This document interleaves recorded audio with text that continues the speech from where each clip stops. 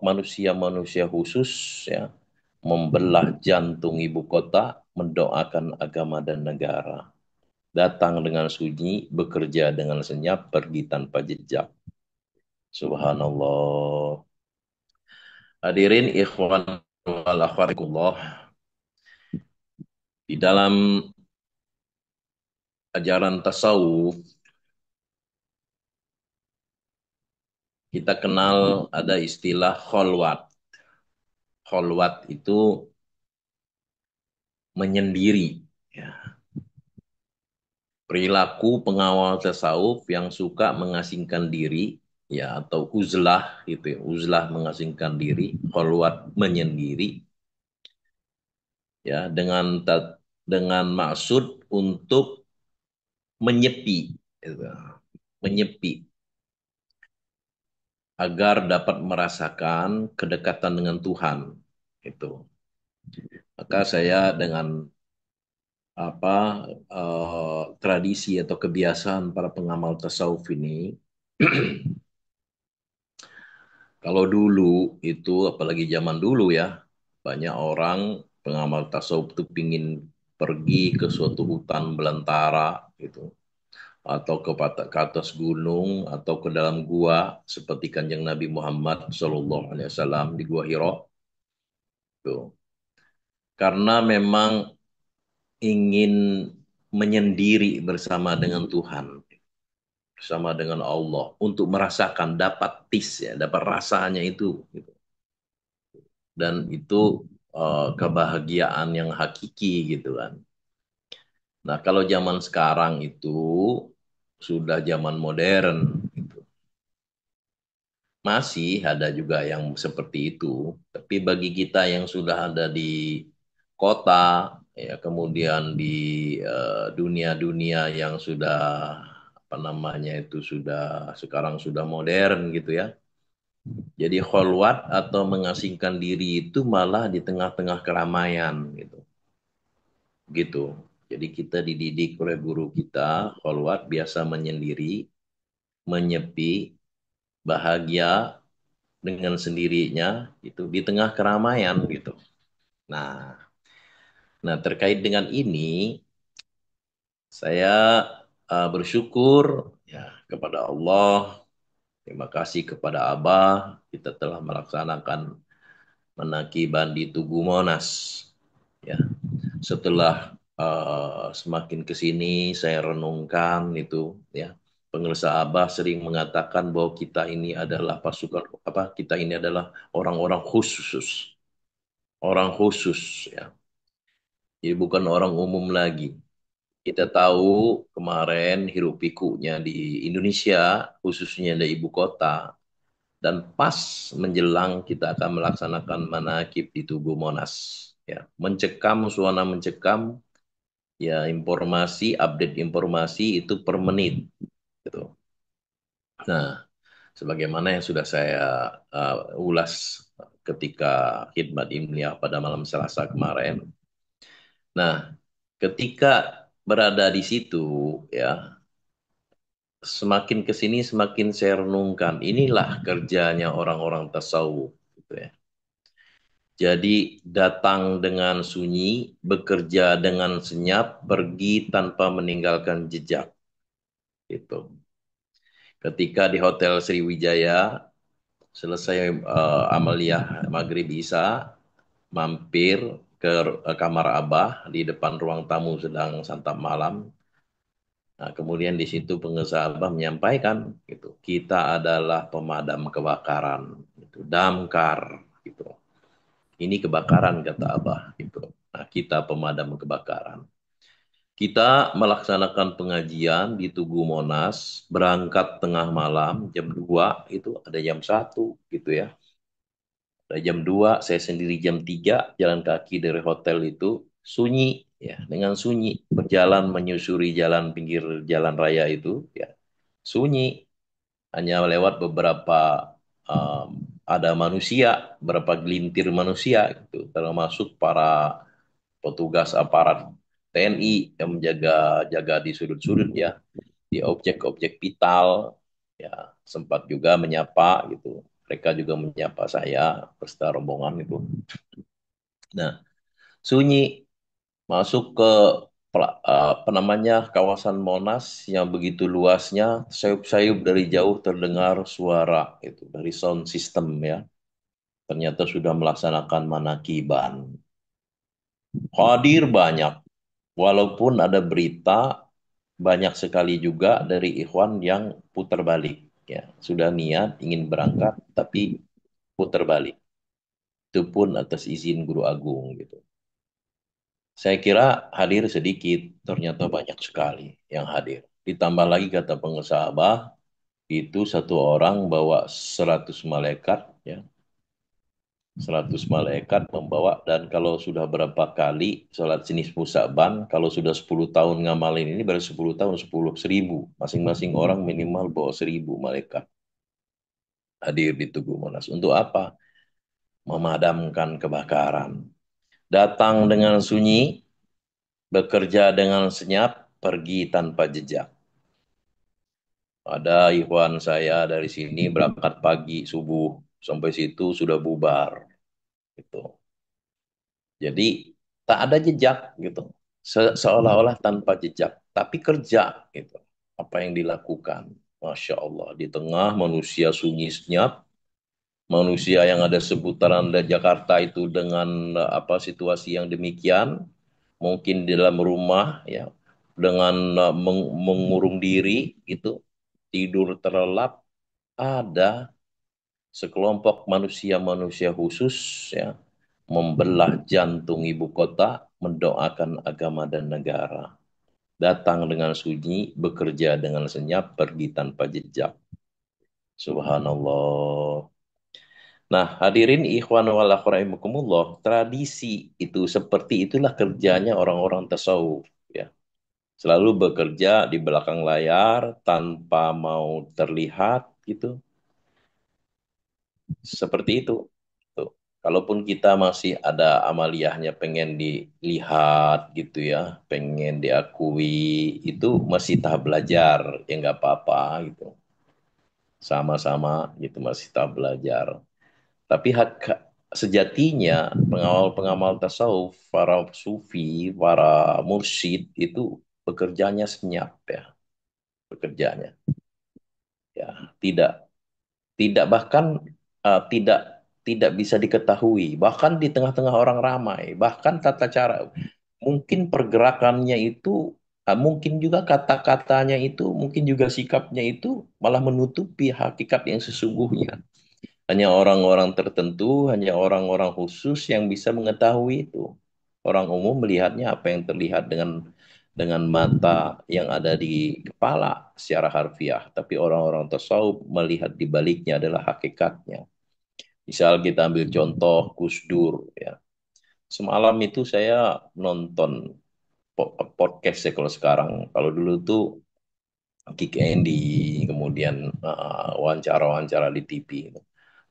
Itu kalau disimak itu ucapan-ucapan beliau itu hanya bisa dimengerti ya oleh orang-orang yang bisa mengerti gitu.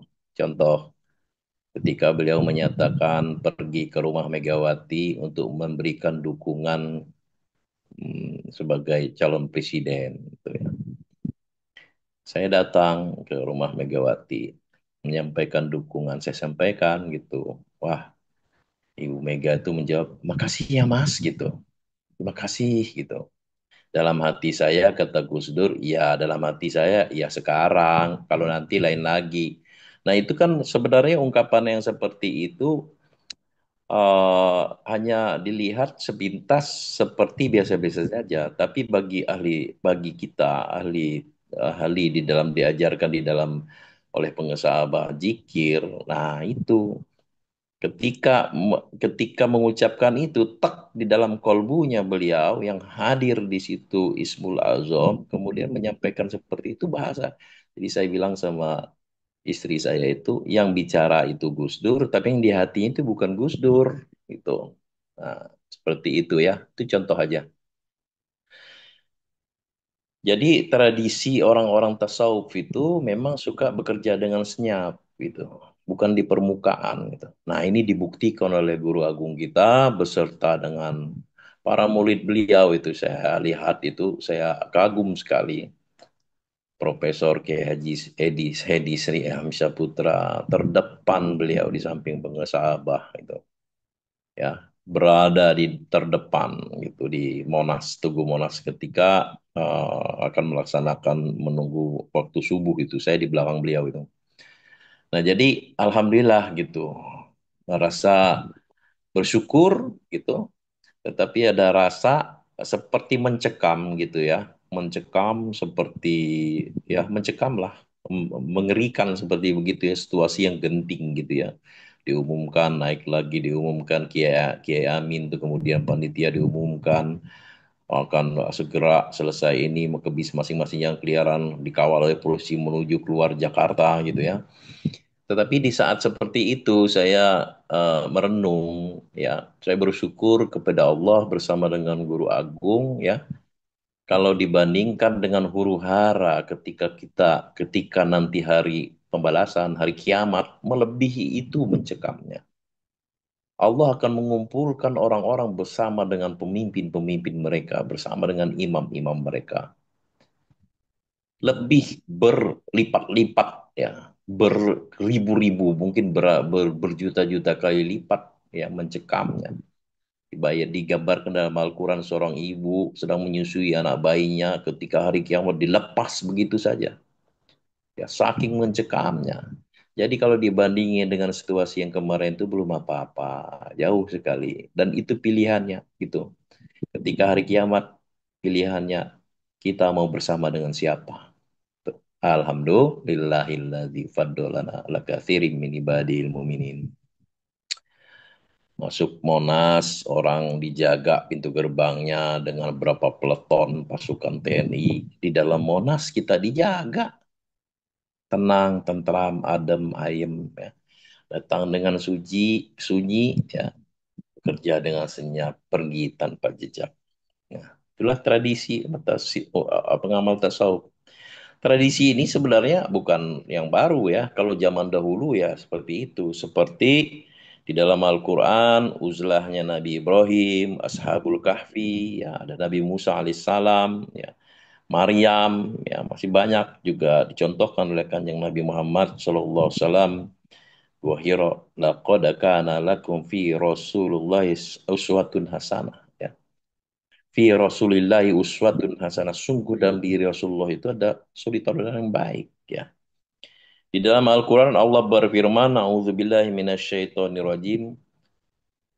Wa'atazilukum wa ma tad'una min dunillahi wa ad'u rabbi asa alla akuna bidu'ai rabbi syakiya.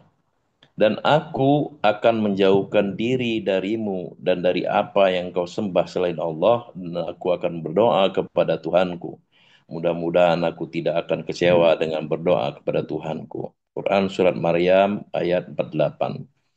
Para ulama tafsir menjelaskan ketika kaumnya terus menolak dan merendahkannya, Nabi Ibrahim bahkan terang-terangan menyembah berhala. Ya. Al-Khalil Nabi Ibrahim alaihissalam kemudian beruzlah dan menarik diri dari mereka. Allah kemudian memelihara nabi-nabinya dari kejahatan mereka dan membalasnya dengan balasan yang besar dan serta menganugerahinya dengan karunia turunan yang soleh. Maka ketika Ibrahim sudah menjauhkan diri dari mereka dan dari apa yang mereka sembah selain Allah, kami anugerahkan kepadanya Ishak dan Yakub. Dan masing-masingnya kami angkat menjadi nabi. Quran Surat Maryam ayat 49. Kemudian tradisi uzlah juga dilakukan oleh sejumlah laki-laki yang dikenal dengan Ashabul Kahfi. Kisah uzlah mereka diabadikan di dalam Al-Quran agar menjadi pelajaran bagi umat berikutnya. Dan apabila kamu meninggalkan mereka dan apa yang mereka sembah selain Allah, maka carilah tempat berlindung ke dalam gua itu. Niscaya Tuhanmu akan melimpahkan sebagian rahmatnya kepadamu dan menyediakan sesuatu yang berguna bagimu dalam urusanmu. Quran Surah Al-Kahfi ayat 16. Jadi perilaku-perilaku ini memang sudah ada contohnya.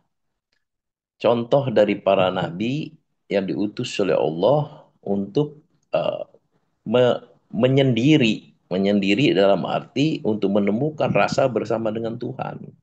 Tuh. Alhamdulillah kita sudah diajarkan oleh guru kita, sudah ditanamkan oleh guru kita bagaimana cara kita menyendiri untuk menghadirkan Allah bagi kita gitu, bagi diri kita gitu. Bukan berarti Allah itu jauh atau Allah itu tapi bagi diri supaya Allah itu hadir. Maka ketika dulu saya bertanya di grup wakil talkin, kenapa Sufi itu ingin zikirnya la ilaha illa anta, bukan la ilaha illallah. Yang menjawab Abuya Soleh, Muhammad Soleh Muhtar Hujatul Arifin. Beliau menjawab, kalau la ilaha illallah, Allah belum hadir. Kalau la ilaha illa anta, maka Allah hadir. Gitu.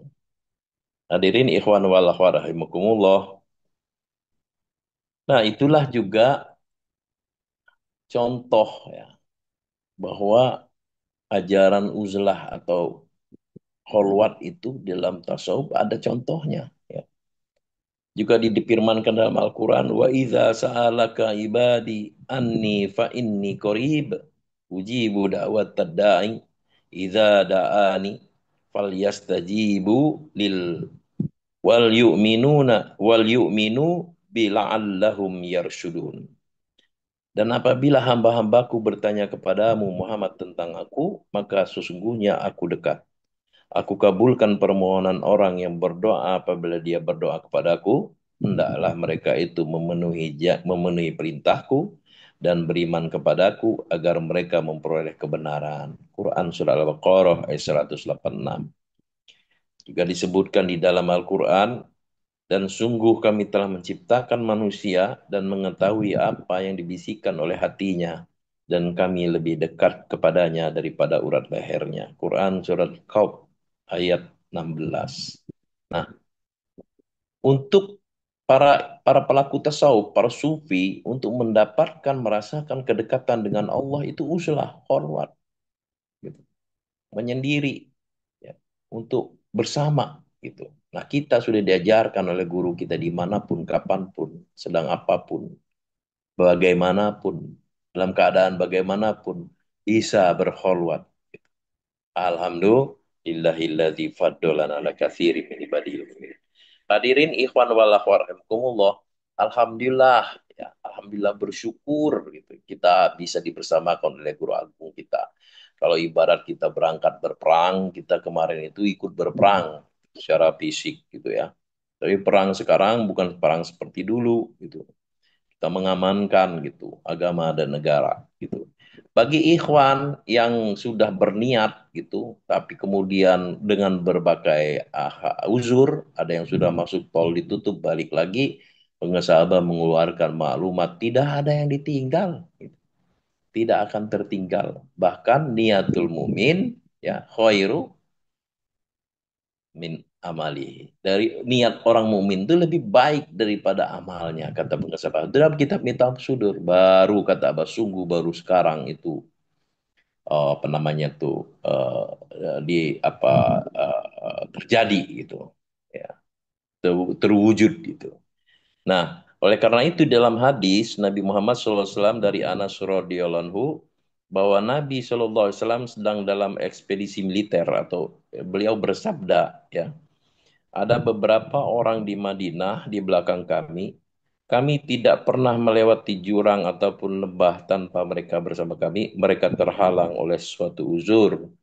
Ini juga ketika digambarkan banyak ya di dalam sebuah hadis atau ketika para sahabat ikut berperang bersama Nabi, tetapi ada para sahabat juga yang tidak ikut berperang tapi karena uzur ya, karena satu halangan, tapi mereka ikut berperang. Nah, mereka berdoa gitu ya.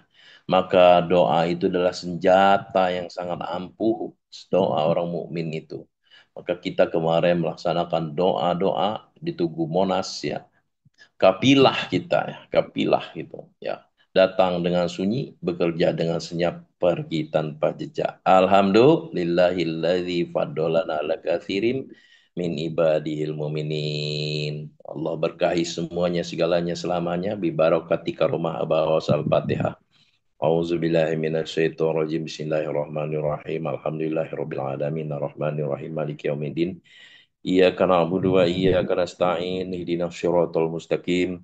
Syiratal ladzina an'amta 'alaihim ghairil maghdubi 'alaihim waladdallin. Amin. Assalamualaikum warahmatullahi wabarakatuh.